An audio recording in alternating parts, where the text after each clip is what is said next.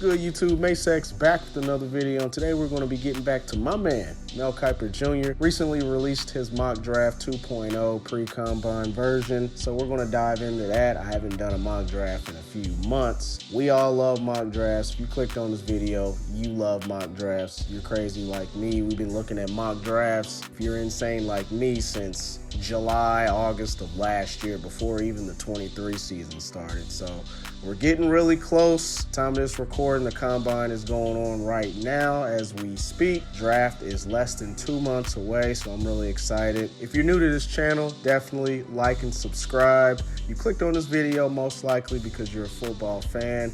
Join the family. We're on the road to 1K. Not only does this help the channel grow, but I deeply appreciate it. Let's go ahead and get back into it. This is going to be more on the lengthier side, so we're not going to waste any more time. And without further ado, let's get to it.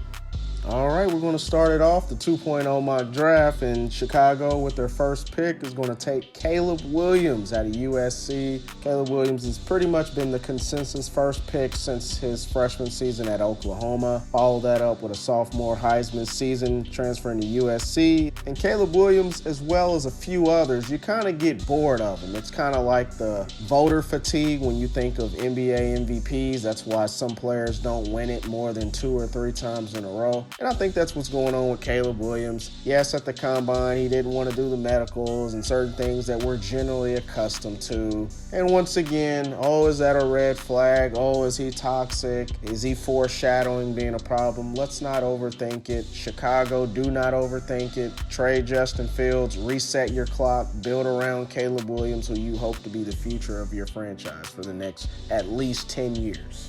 All right, with the second pick, Mel Kiper has the Commanders drafting Jayden Daniels, quarterback out of LSU. Jayden Daniels has risen up boards crazy amount since November. He's now moved into a lot of people's number 2 quarterback behind Caleb Williams. I've even seen some speculations. Washington Commanders, you need a quarterback. You need somebody that's going to revitalize the franchise. You hire Cliff Kingsbury. The offense you definitely expect to be spread out of the shotgun 90+% of the time. Cliff Kingsbury generally has mobile quarterbacks. It doesn't get more mobile than Jayden Daniels, who rushed for over 1,100 yards. If you're sitting in Commander's position, you got Drake May, you got Jayden Daniels. Honestly, you may not go wrong with either. I have my own opinion about this, but I can't fault anyone, or even Mel Kiper for that matter, in this mock draft if he wants to have Jayden Daniels going number 2.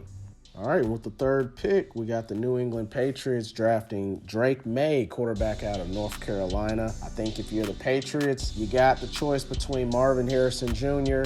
or Drake May. It really just depends on how you feel about Mac Jones. If you still have a belief of hope in him, maybe in his 4th season, okay, you go ahead and build around him, whether you want to get an offensive lineman or you want to get what I feel is a generational guy in Marvin Harrison Jr. or quarterback position. You've seen what you need to see, and you're ready to go ahead and get what you feel could be a franchise changer in Drake May. He has that prototypical size. He's 6'4", 6'4" plus, 225 pounds plus, rocket arm. Definitely still a little raw in other aspects of the quarterback position. Was working with inferior talent in comparison to Jayden Daniels and Caleb Williams. And if you're the Patriots in this position, you're probably running to the podium taking this 21-year-old kid out of North Carolina. All right, and with the 4th pick, the Arizona Cardinals draft Marvin Harrison Jr., wide receiver out of Ohio State. I believe that this pick is a no-brainer for Arizona. It will not take the full 10 minutes, let's just say that. I think after New England in this scenario takes Drake May off the board, they're running to the podium to get Marvin Harrison Jr. to pair him up with Kyler Murray, who's now in his 2nd season post the ACL recovery. That's a great pairing, Marvin Harrison Jr. I've said it in previous videos before that I think he's the best wide receiver prospect since at least Julio Jones in 2011, but a lot of people were even saying Calvin Johnson way back in 2007. He's got the size, route running, contested catch, very strong. Most mocks that you're going to see anyways will have Marvin Harrison Jr. going number 4 to Arizona.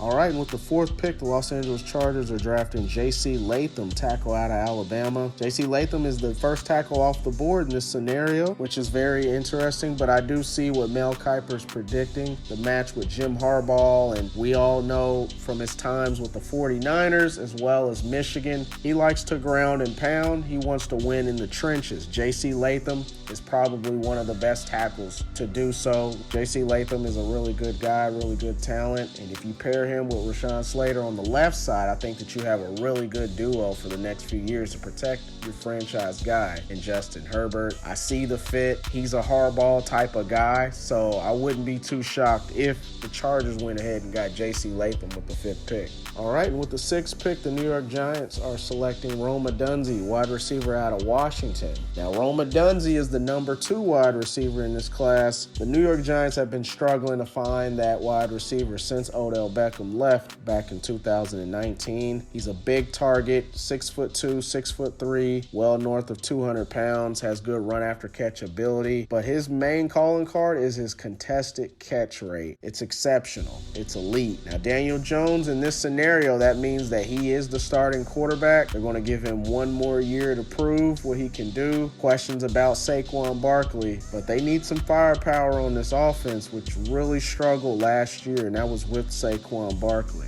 With the 7th pick, the Tennessee Titans are drafting Joe Alt, tackle out of Notre Dame. For most people, Joe Alt's been around the 1 or 2 ranked tackle in this draft class pretty much since the preseason. He will be the number 2 tackle in this scenario. Tennessee Titans last year, well noted, one of the worst offensive lines in the NFL. They drafted Peter Skoronski last year out of Northwestern. They need to go ahead and double up with the offensive line. You're going to see a lot of mocks mocking some offensive linemen to the Tennessee Titans.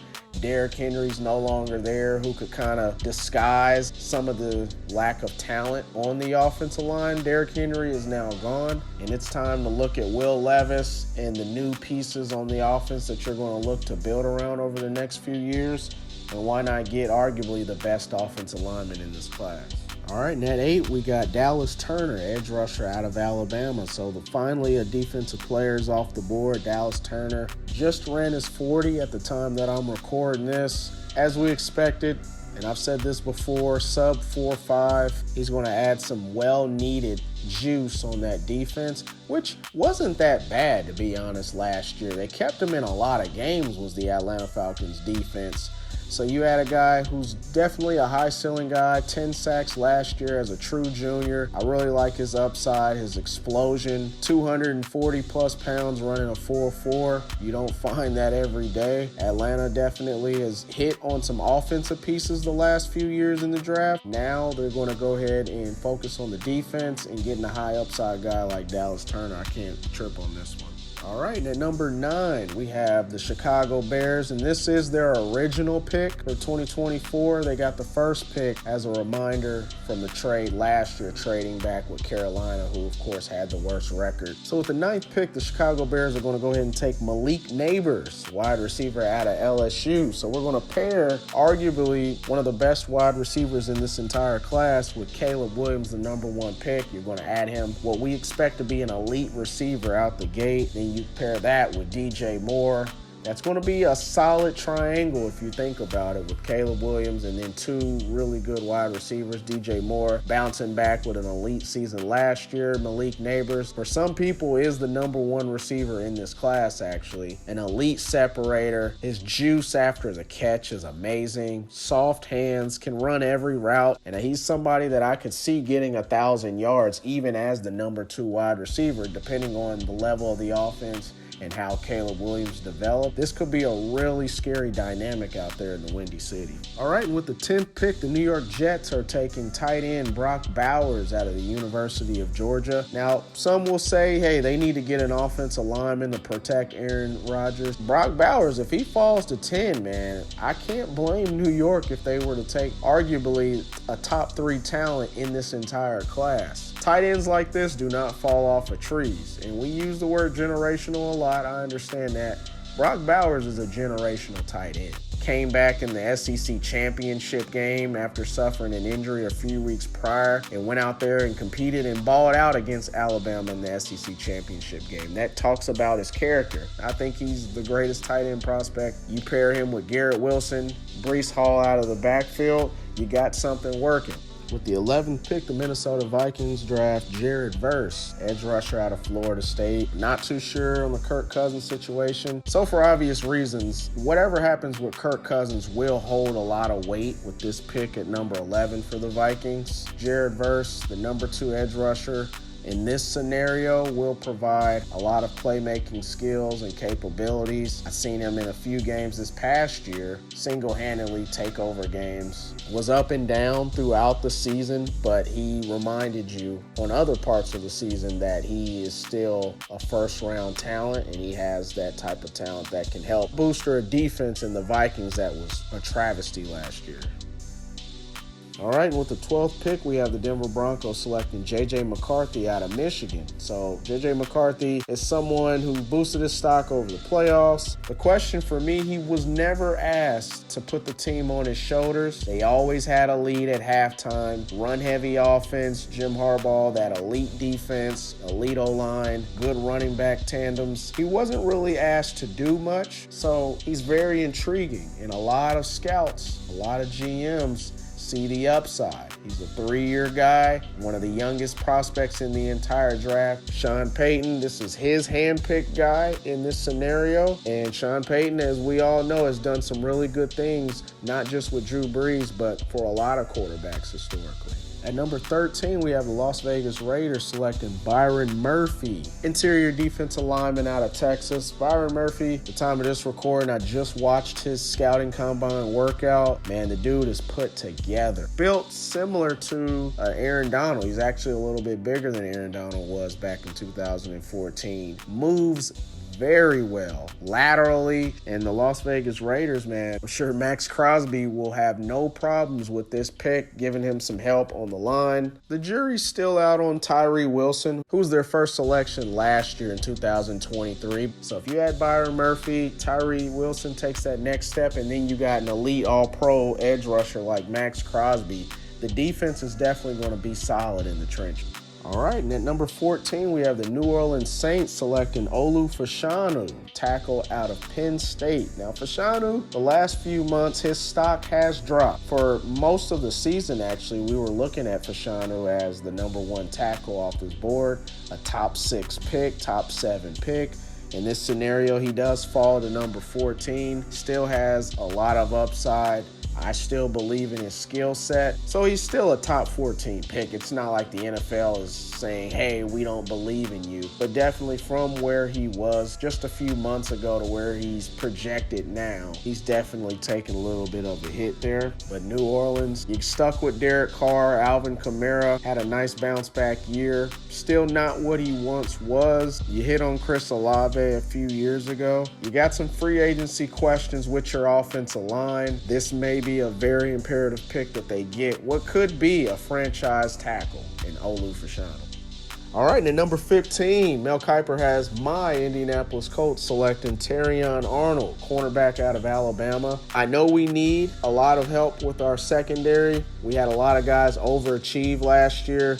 We need to get some guys in there that can help bolster that pass coverage because we do have an excellent front 7 in my opinion, but I just don't think Terrion Arnold is that guy. I think that's a little too rich as a top 15 player in this draft. I think there are other DBs, particularly corners, that we could select in front of him, but that's not to say that Terrion Arnold's not a bad player. I just don't see the upside that a lot of people see, but I think he'll be a solid player overall. I can't blame Mel Kiper because he's plugged in with the NFL. He talks to a lot of people on a daily basis, and a lot of people are high on Terrion Arnold. They have him as the number 1 corner. I don't believe he's the number 1 corner, but of course, if he came to the Colts, it's well-needed depth, and hopefully he could develop into a Pro Bowl or even all-pro-like player. And with the 16th pick, we have the Seattle Seahawks selecting offensive lineman Troy Fautanu out of Washington. Now, I've seen a lot of mocks selecting a center, Jackson Powers, out of Oregon. You can basically come away that a lot of people are believing that Seahawks are going to address the offensive line in this draft this year with their first pick. So Fautanu, definitely a really good player, and he was the best offensive lineman on one of the most explosive offenses in the entire nation. Definitely a guy that will help bolster Seahawks. Have some free agency concerns as well on their offensive line. Some guys are getting older. Fautanu brings in that much-needed help. Pretty good run blocker, good pass blocker. Very strong guy. I can see the fit, even if I feel that there's better offensive linemen on the board.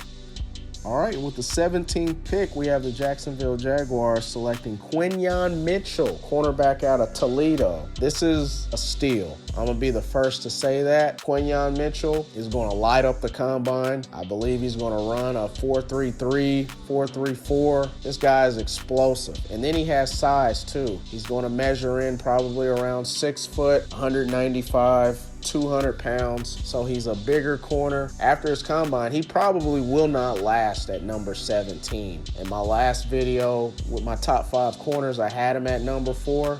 I'm ready to move him up. I was able to watch a lot more games on Quinyon Mitchell than I did at the time of that recording. This dude, to me, is the best cornerback in this class. He potentially will be a top 12 pick. Jacksonville Jaguars, in this scenario, are getting an elite cornerback prospect coming into their locker room. And I think he'd make an immediate impact. And I'm very optimistic on this guy's talent. And to help bolster Jacksonville Jaguars defense that's continuing to improve every single year on an upward trajectory. Next up with the 18th pick, we have the Cincinnati Bengals selecting Talise Fuaga, tackle out of Oregon State. This is the mauler. This is the nastiest run blocker in the class. But Cincinnati, you're going to see pretty much every mock that you watch, whether it's Mel Kiper, Daniel Jeremiah, Bucky Brooks. They're going to mock an offensive lineman there. We've been saying that with the Bengals pretty much since Joe Burrow's been in Cincy. They're going to need some offensive lineout. For whatever reason, it's like they cannot get it right, whether it's free agency or it's just developing the offensive linemen that they have drafted over the last few years. For some reason, it still seems to be a weak point for their offense. So is it schematics? Is it Joe Burrow and his processing or holding the ball too long? I don't know. But Talise Fuaga, if he's at number 18, you got to take him if you're the Bengals. All right, at 19, we have the Los Angeles Rams drafting Cooper DeJean, cornerback out of Iowa. He's been one of my favorite defensive prospects in the entire class. Since before the 2023 season started, I got to get a head start on what he provides on the field. Also brings special teams value. This season has been hampered by injuries. He's still nursing some injuries that he's had over the last few months. I believe he will be ready for his pro day. The questions about his athleticism are valid questions, but I don't think that that's a huge issue because he brings and provides a lot of versatility. And you need guys that can provide that versatility, whether they're on the outside or they're in the slot, playing safety, coming down in the box, playing dime linebacker. That versatility that DeJean provides will hold a lot of weight and a lot of value. So Los Angeles Rams lost Jalen Ramsey before last season. They need some help in the defensive backfield, and Cooper DeJean is one of those guys that can definitely do that.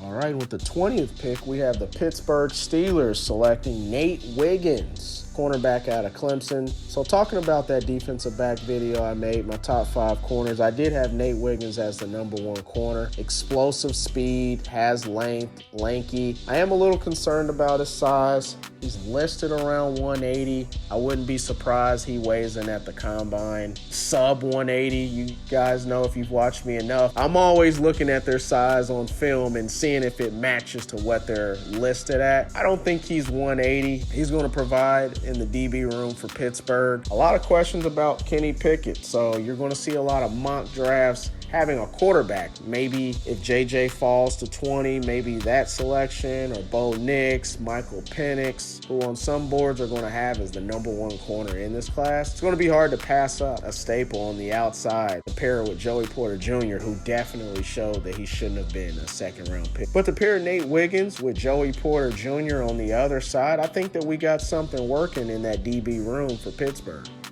With the 21st pick, the Miami Dolphins are drafting Graham Barton, offensive tackle out of Duke. Do believe that he will be projected more as an interior offensive lineman at the next level, most notably center. So you may see him listed as a center on draft day. Graham Barton, definitely a solid guy, was really good in the ACC last year, moves very well. A lot of concerns about athleticism, arm length, wingspan. I believe that's why he's being projected more as an interior offensive lineman, but nonetheless, Miami, who did not have a first-round pick last year after getting that taken away due to some investigations and whatnot, definitely looked like one of the more explosive offenses. You add another offensive line piece in the interior. I see Miami pretty much picking up where they left off last year and hoping to build upon that. Next is the Philadelphia Eagles selecting Laiatu Latu, edge rusher out of UCLA. If you're the Eagles, you run to the board. I think Latu is the best edge rusher in this class. I know the medical concerns. He's not the youngest prospect. What he displayed the last 2 years being the most productive defensive lineman in the country, as well as dominating in the Senior Bowl. Pretty sure he's going to have an excellent combine as well, running sub 4.65. Wouldn't surprise me if he ran sub 4.6. He's got length. He's 6'4", 6'5", 255, 260 pounds. He did have to medically retire a few years back. At the time when I first started watching his tape, I didn't know what happened because there was like a 3-year gap in his career where there were no stats whatsoever. There's no questions or concerns to me as far as his athleticism. I've seen some reports wonder his upside due to lack of athleticism. I don't know what they're looking at because to me, he looks very explosive and fast. To an Eagles defense who we thought was going to be elite, let's just say that was a fluke year. You bring in Laiatu Latu on that defensive line, I think that he's going to make an immediate impact in the role that he's given. All right, at number 23, we have the Houston Texans selecting Tyler Guyton, tackle out of Oklahoma. Tyler Guyton is a really good prospect, one of the best pass blockers in this entire class. He's 6'6", 6'7", long, lanky arms. I know CJ Stroud will have no problems with this, but CJ Stroud really masked a lot of that because he was very elite in his processing and definitely made a lot of plays, obviously speaking. D'Amico Ryan's coming in with the system on defense. Defense didn't look too bad as well. They could definitely go defense with this pick, but you got a franchise quarterback right there that just turned 22 this past season. You got to do what you got to do to make sure he stays upright and he's slinging that ball. So Tyler Guyton, I'm fully on board with this pick.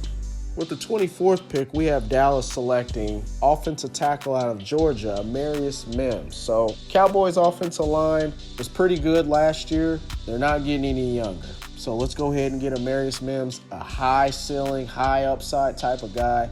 Has versatility across the offensive line. Let's go ahead and put him in there. Let's go ahead and, even if we have to use him as a swing rotation piece on the offensive line for injuries, you have a really good left tackle, left guard combination. Throw in Marius Mims, who could end up becoming a Pro Bowl type talent. A lot of people feel that way. If he falls to number 24, if you're Dallas, who had some struggles in the run game with Tony Pollard, let's go ahead and get him. All right, at number 25, we have the overachieving Green Bay Packers selecting offensive tackle out of Arizona, Jordan Morgan. So the experiment with Jordan Love was a success. Speaking of the Cowboys with the last pick, the Packers blew them out, scored almost 50 points in a playoff game with Jordan Love. When the season before with Aaron Rodgers, they didn't make the playoffs. Bakhtiari seems like he's made of glass pretty much the last few years. Let's go ahead and throw in an upside guy like Jordan Morgan, who is pretty good. Pass block, run block, and let's keep this thing rolling on the offense. You got the weapons on the outside with the receiving core. You have a young quarterback in Jordan Love who showed that he can be the face of this franchise, and let's keep this thing going. All right, at number 26, we have the Tampa Bay Buccaneers drafting Keon Coleman, wide receiver out of Florida State. A legit 6'4", is going to weigh over 205, 210 pounds. A very polarizing guy, I'll admit. There's some people that are really low on him. I think that he's one of those high-ceiling guys that you take a chance on. Buccaneers overachieved last year, made the playoffs. Mike Evans questions. Baker Mayfield, what are they going to do with him? What do you have to lose at this point? Let's go ahead and get some high-ceiling guys, develop them, and hope that they hit. 6'4", probably has close to a 40-inch vertical, and he plays like it. And at number 27, Arizona Cardinals, with their second first-round pick, are going to select Darius Robinson, who's an edge rusher out of Missouri. Now, Missouri has a lot of guys in this draft. A very slept-on, underrated Missouri defense. They had some boys over there. Darius Robinson, he's somebody I myself been able to look at a few more games, and yeah, I can see him as a day one pick. Let's just say that. I think that he's going to add to this defense for Arizona. Well-needed piece. He probably may start right away out the gate, just considering the lack of pieces that the Cardinals have on defense, particularly in their front seven. And at number 28, the Buffalo Bills are selecting wide receiver Brian Thomas out of LSU. Buffalo has a lot of questions with wide receiver. Will Stephon Diggs return? We know there was a lot of internal beef going on between him and Josh Allen, specifically the beginning of the season. Gabe Davis doesn't look like he's going to pan out to be that number 2 receiver that we all were hoping and projecting. Brian Thomas kind of will replace that role if Stephon Diggs ends up staying, can be that deep threat. I think he has the size to be that possession guy as well. And an offense that really doesn't have too many weaknesses overall, but I think Brian Thomas, if he's there, I'm fine with that being a late first-round pick for sure. At number 29, we have the Detroit Lions selecting cornerback TJ Tampa out of Iowa State. So the Lions had an excellent year last year on both sides of the ball. I'd say defense, yeah, that's the higher priority because your offense is pretty set. You got your running back of the future in Jahmyr Gibbs. Jared Goff has showed that he belongs. You got the receiving core with Amon-Ra. You're hoping that other pieces can take that next step. You got one of the best offensive lines in the entire National Football League. TJ Tampa, definitely one of those guys where he can come in, carve out a solid role, whether he wants to play in the nickel or play on the outside. They need some help in the pass coverage, and I think that this is a solid pick. At number 30, we have the Baltimore Ravens drafting Kamari Lassiter out of Georgia. Seems like every year we're going to mock a defensive player to the Ravens. It just only sounds right. Kamari Lassiter, one of my favorite corners in this class. I see him as a day one pick. Good chance he'll probably be day 2, but if he sneaks in the first round, I could see a team like the Ravens saying, hey, let's go ahead and add to our defensive backfield and get this type of guy. At number 31, we have the 49ers selecting Chop Robinson, edge rusher out of Penn State. Now, Chop Robinson has been all over the place. If you look at big boards and mock drafts, I've seen him as low as in the 50s. I've seen him as high as a top 20 pick just throughout the 23 season. Has a very high ceiling. I just watched him run a 4.4 40, but I do think he'll be more productive in the NFL than he was in college. And I think that the 49ers, who already have the deepest front seven in the entire NFL, I mean, this is just a luxury pick at this point. All right, and with the last pick of the first round, we have the Kansas City Chiefs selecting wide receiver Xavier Worthy out of Texas. A speed demon. Speed, speed, speed. And of course, since Tyreek Hill left, you're going to find every mock have a receiver, just like it did last year. Will they go receiver? I think that they should. Marquez Valdes-Scantling, who was horrible this year, they're not going to re-sign him. Sky Moore. It just is apparent that he's not an NFL caliber wide receiver. Maybe they switch him over to running back. I think that when you pair somebody like Xavier Worthy, who's a deep ball threat, with somebody like Patrick Mahomes, who I'm sure is begging to be able to throw the ball more than 25 yards down the field, which I think that Xavier Worthy can be that type of guy. And I do think receiver is a position they need to go ahead and address. All right, there you have it. This is Mel Kiper's 2.0 mock draft, the pre-combine version. You know there's going to be a billion, bajillion of these between now and the NFL draft in a little less than 2 months. Man, oh man, this is a fun time to be a football fan. All the optimism from all 32 teams going into the draft. We got free agency coming up, which free agency will definitely dictate and kind of sway the mock drafts a little bit. So this is a fun time, like I said. If you made it this far in the video, you a G, you an MVP. I appreciate you. If you haven't already, go ahead, like and subscribe to this video. Join the family. We're on the road to 1K. I deeply appreciate that. I appreciate the support so far. I love mock drafts. I'll definitely be posting another one. And I may even throw in my mock draft, but I'm not sure yet, of course. But I've took enough of your time. Thank you guys, and I'll see you on the next video.